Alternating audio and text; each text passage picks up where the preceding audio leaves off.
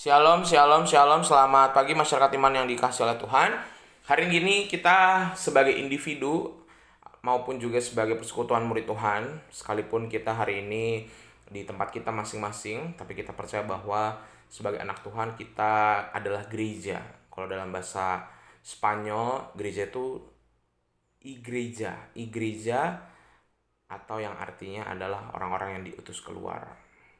Mari bersama-sama kita menyadari bahwa kita diutus oleh Tuhan untuk keluar berkarya dan menjadi saksinya, membawa banyak kebaikan dan memberinya kepada dunia. Mari bersama-sama kita pujikan Kidung Jemaat 257. Kidung Jemaat 257 bait pertama dan yang kedua, aku gereja, kau pun gereja. Kidung Jemaat 257 bait pertama dan yang kedua, aku gereja, kau pun gereja.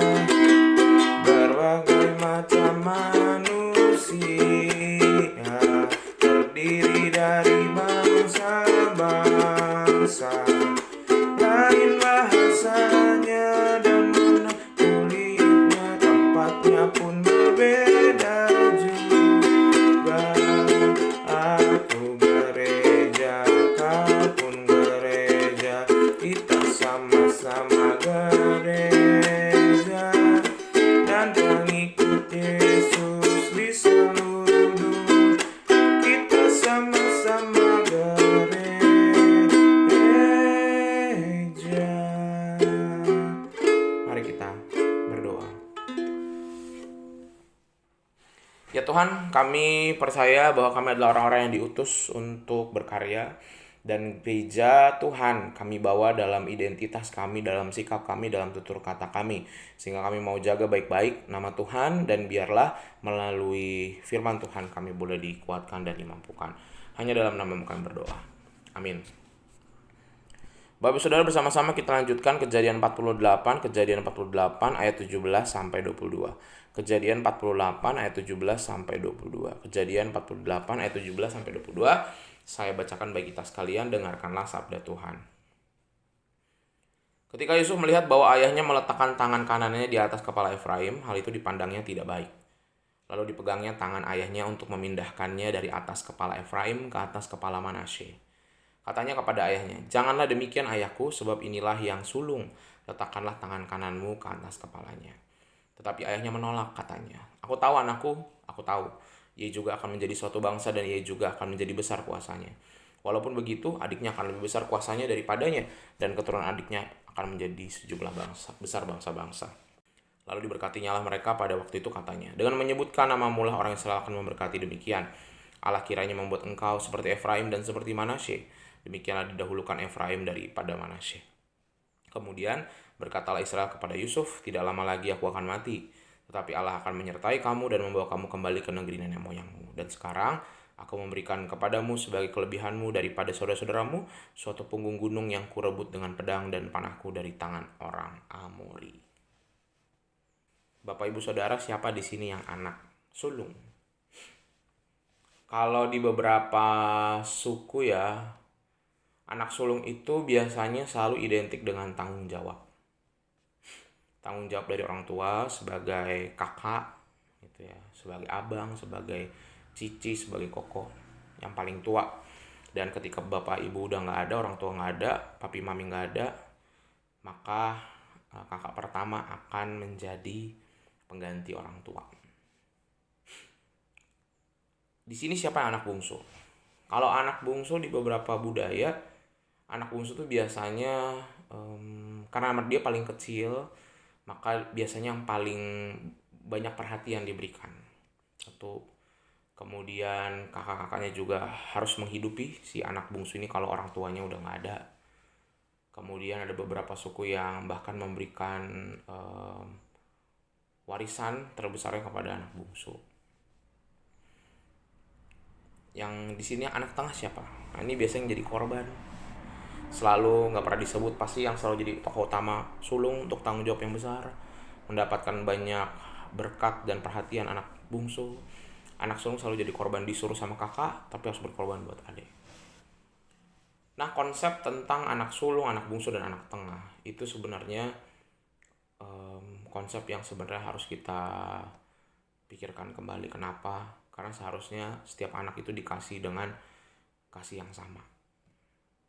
Karena banyak orang yang tumbuh besar itu ketika dia menjadi anak sulung, sekalipun dia sudah dapat banyak tanggung jawab, sudah dapat perhatian juga dari keluarganya, diberikan kuasa, tapi tetap aja sirik sama anak-anak bungsu. Wah, enak banget saya tanggung jawab, dia tinggal nikmatin. Anak bungsu juga mengeluh. Wah, saya walaupun saya dikasih tapi saya paling sering disuruh-suruh. Begitu juga anak tengah akan mengeluh. Saya nggak dapat perhatian ke anak bungsu, tapi saya harus mengerjakan tanggung jawab seperti anak sulung. Jadi bahkan kita sudah mencoba mengasihi dengan sama rata pun, setiap anak akan merasa kurang dikasihi. Jadi rasanya seolah-olah semua manusia itu dilahirkan ingin menjadi anak tunggal kayaknya.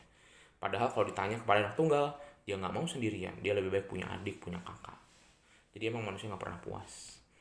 Nah, ketika dalam sebuah keluarga ada anak yang lebih disayang, maka itu yang akan membuat luka. Dan ini terjadi lagi.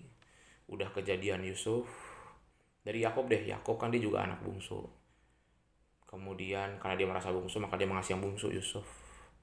Karena Yusuf juga punya anak dua, Manasye dan Efraim. Yang bungsu Efraim yang dikasih.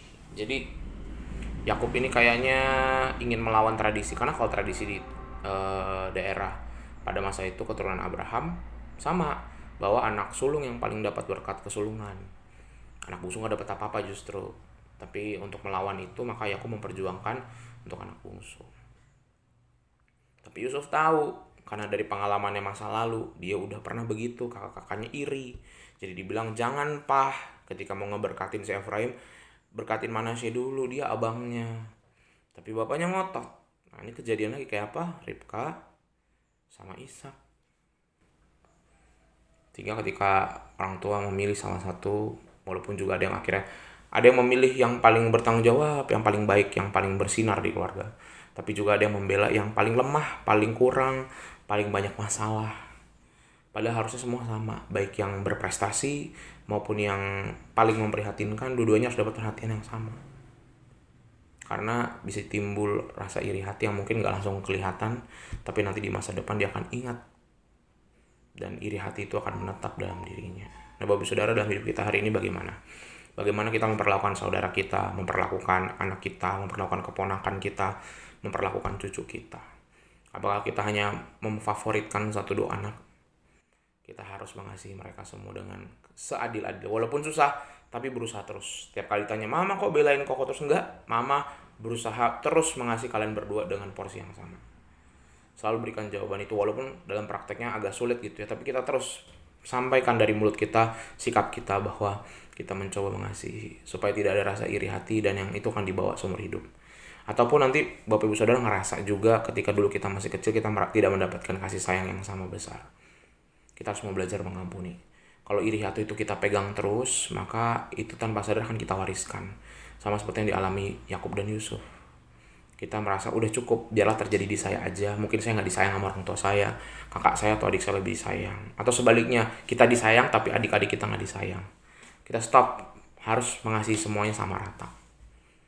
Supaya apa? Supaya kehidupan kita bisa lebih baik. Dan belajar mengampuni orang tua kita, belajar mengampuni emak engkong kita. Karena kalau kita ingat-ingat terus, udah ngampunin tapi diingat terus, itu akan kita bawa tanpa sadar dalam kehidupan kita selanjutnya. Dan dosa itu akan terus diwariskan. Kita mau berhenti. Cukup untuk hal yang sudah lalu ketika kita diperlakukan tidak adil, ataupun orang di sekitar tidak adil, kita mau belajar ampuni. Dan untuk generasi selanjutnya yang ada di sekitar kita coba terus untuk mengasihi sama rata. Jangan memfavoritkan satu dua orang, baik itu yang berprestasi, baik itu yang paling menderita, semuanya, atau yang bahkan yang biasa-biasa aja, semuanya harus dapat kasih yang sama. Tuhan mampukan kita hari ini. Amin. Mari kita berdoa. Tuhan, terima kasih atas firman-Mu. Hari ini kami belajar dari kejadian Efraim dan Manasye yang diberkati oleh Yakub, kakeknya, yang masih pilih kasih. Tuhan, ajarkan kami untuk tidak pilih kasih, baik itu dalam keluarga kami, anak kami, keponakan, cucu, baik itu dengan saudara-saudara kami, ataupun dulu ketika kami mengalami ketidakadilan. Tuhan, kami mau belajar melepaskan pengampunan, karena kami tidak mau bawa dosa ini, tidak mau wariskan dosa iri hati ini, tidak mau wariskan rasa sakit ini, sehingga biar kehidupan keturunan kami selanjutnya bisa membawa hal-hal baik. Kalau ada yang kurang kami perhatikan, kami memperhatikan. Kalau ada yang kami sering perhatikan, kami juga mau jaga jarak, sehingga keadilan itu, sikap itu, sama rata itu akan kami berikan kepada orang-orang di sekitar kami. Kami serahkan ya Tuhan doa ini dan hidup kami hari ini, hanya dalam nama-Mu kami berdoa. Amin. Selamat pagi, Tuhan Yesus memberkati, tetap bersemangat.